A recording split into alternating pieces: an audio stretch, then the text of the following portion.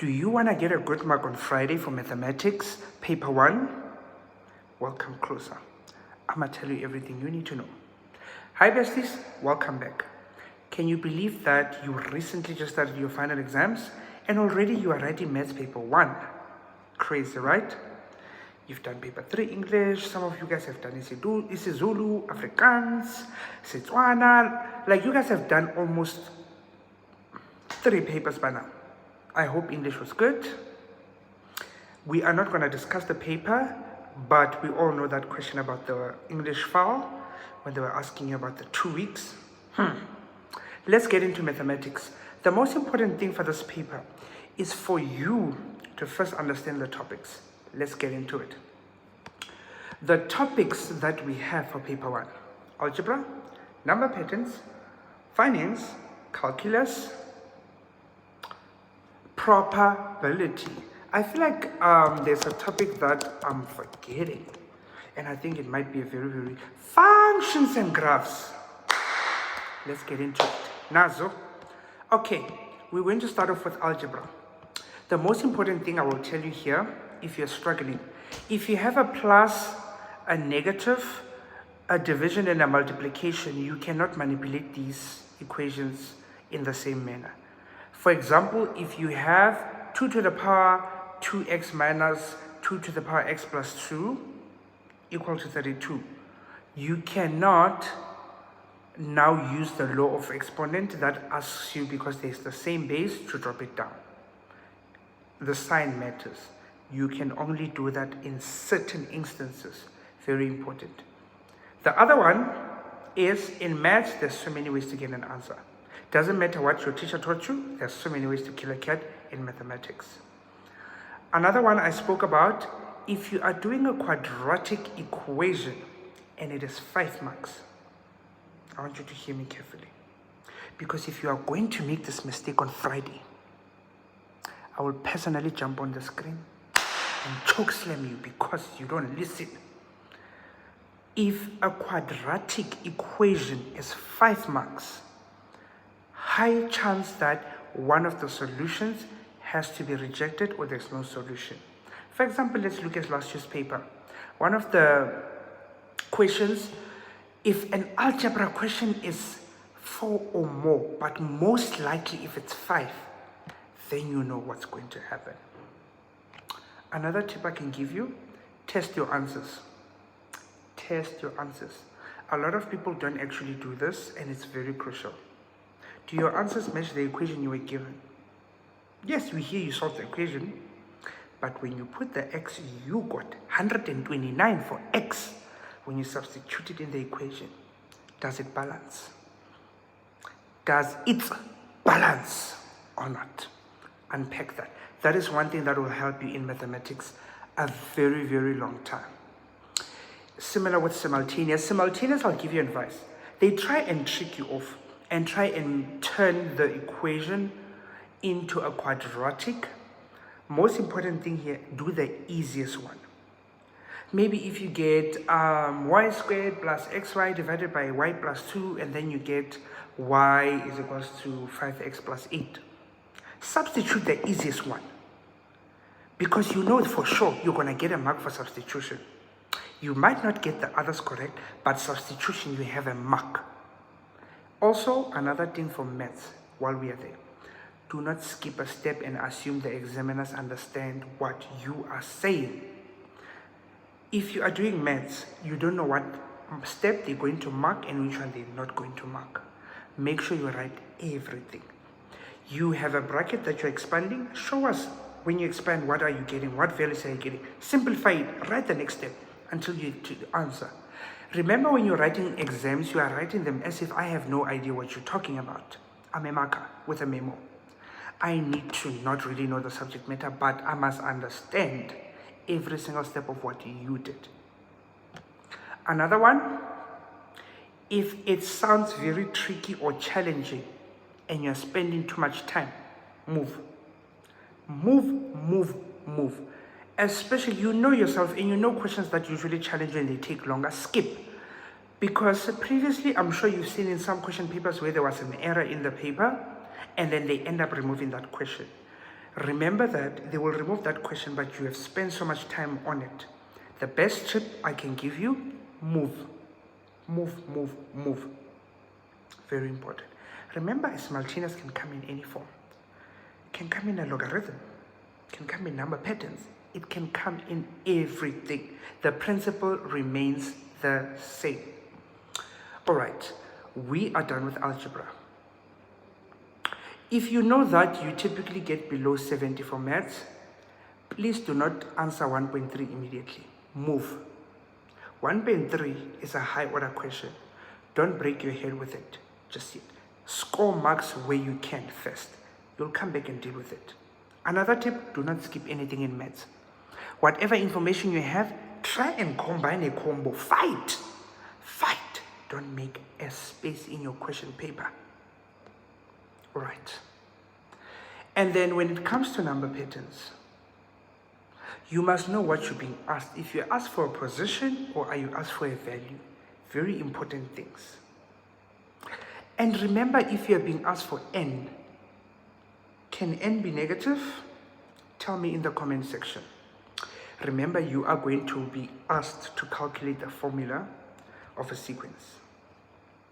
Make sure you find the simplest way to actually do it. Calculating your ABCs, find the simplest way of actually doing it. And then you can. I love you till the day that I die. Should I leave my day job and go sing? Let me know. Besties, we are back with mathematics, paper 1. Let's continue. Remember, when we are factorizing, there is completing the square. Remember, sometimes examiners will block you into a corner. Sometimes, when they ask you to use a particular method. Awesome. Quadratic formula, please make sure you know the formula, you know where the plus is, and you know when the negative is. Right?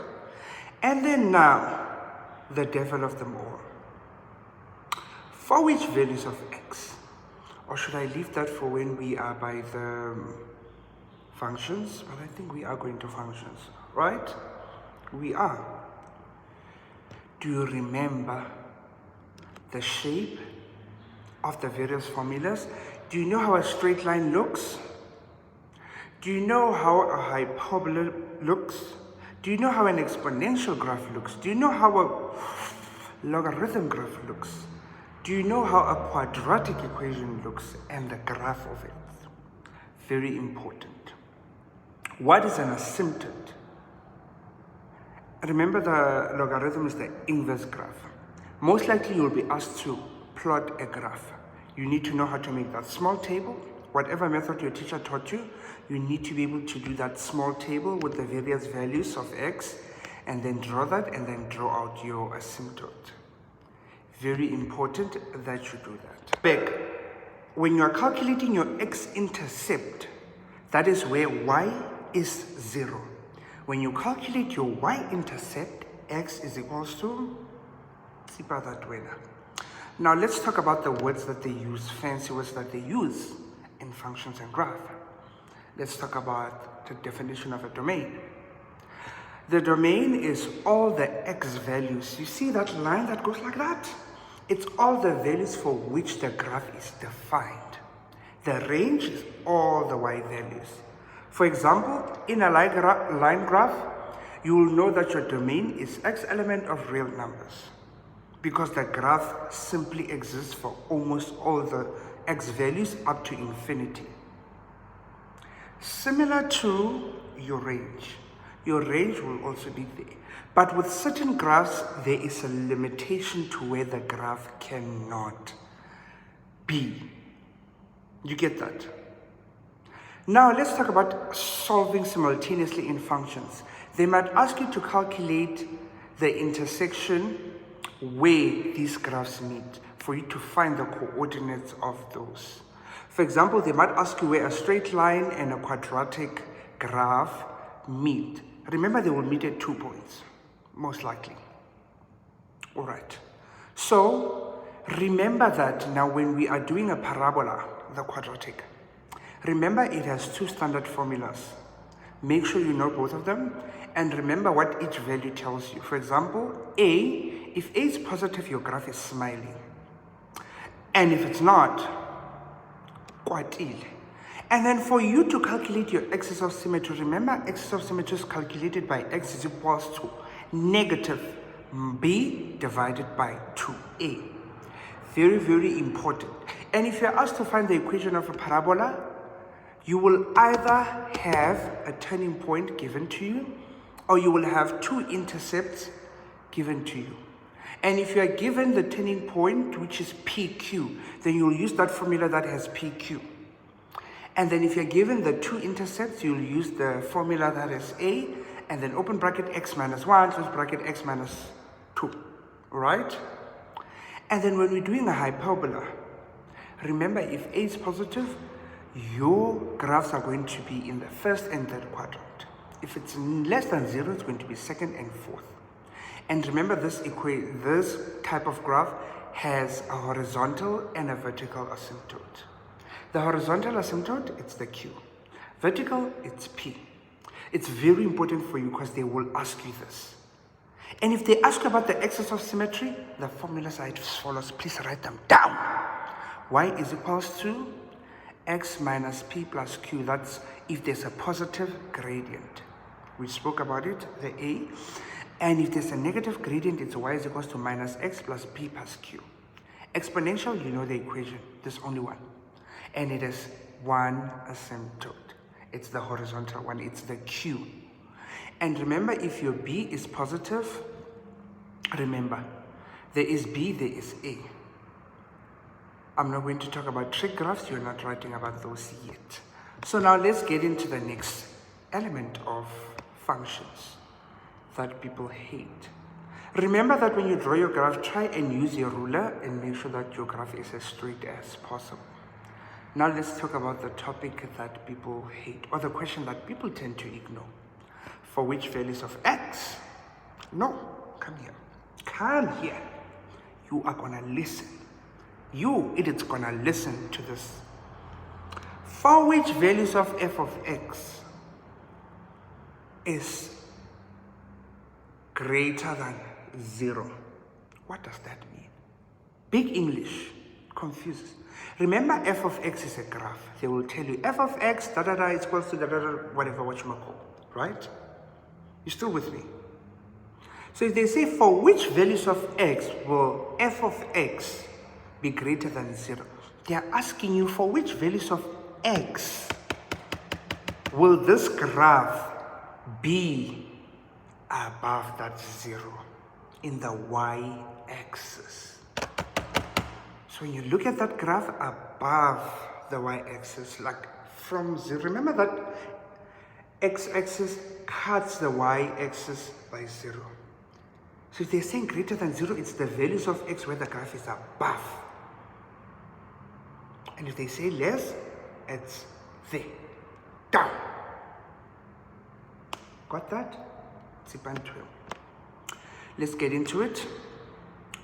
Bestie, for finance sometimes really throws hands, eh? One thing I will tell you, do your best. I remember in high school, this was one topic I really could not prepare myself for. I would fight, but finance, they will always find a question to make it tricky, but always have keywords. Listen to certain keywords. A month later, immediately, those are very important keywords in this topic. So pay attention to how they are used in previous past papers, and trust me, you will do good. Okay? Awesome. Let's get into the next topic, calculus. Remember calculus, the first principal derivative is going to be the easiest. Okay? And don't forget the K method here. You might need to use the K method, even in algebra. Make sure that you practice. This is the topic where you are going to get the marks. Okay? Remember, they're going to ask you dx, dy. And you need to be able to derive that. And that just needs practice. And then remember, for which values of x will g be concave down? Concave, reago class. Okay? Concave. Convex, concave. Convex is more very pointy. And then, the devil of them all, probability. Try and draw a picture of whatever it is they're asking you. Don't overwhelm yourself. Ungazi overwhelm with the question. Because sometimes we overwhelm ourselves with the question and then it ends up being very difficult. And remember, when it comes to finance, try and understand what is it that they are asking you to do. What are they asking you? Probability, don't forget the formulas, they are not going to be there in there. And know how to draw a Venn diagram. Know how to draw one and know how to solve for one if they are asking you to do that. Now let's get into a brief summary of what the department has said about this paper historically. It seems that 1.1 and 1.2 is a crowd favorite because almost 80% of the learners have been getting it correct. 6.4 on the other hand, and 9.4. Less than 10% of the applicants or the matriculants were able to answer that question. Okay. Critical points for you to take home. Substituting incorrectly into the quadratic formula, which is a problem. Make sure you leave your answers in standard form and you substitute accordingly. Okay? And remember, another thing. My mentees are going to hate me for this, but when we do an inequality, you cannot substitute it with a 0 or with an equal to sign. Some of you guys will get 2x squared minus 5x plus 4 is greater or equals to 0. Then suddenly you have an equal to sign. What happened to the inequality sign? Where did it go? And remember, when you're dividing with a negative, that sign will change. Got that? Clock that. Tsipa into a win. Tsipa into ewa. I want you to tsipa it in the comment section. Okay. For pattern, it seems like a lot of people actually do very well. They do quite well. Misconceptions, learners interpret the sum of the first 10 radii and not the areas of the first 10 circles. So here the department is saying that a lot of learners are not exposed to real life application of patterns, And remember that, what do you call this? If you are given pi in patterns, try and not convert it. Try and use it to try and identify the pattern that is there.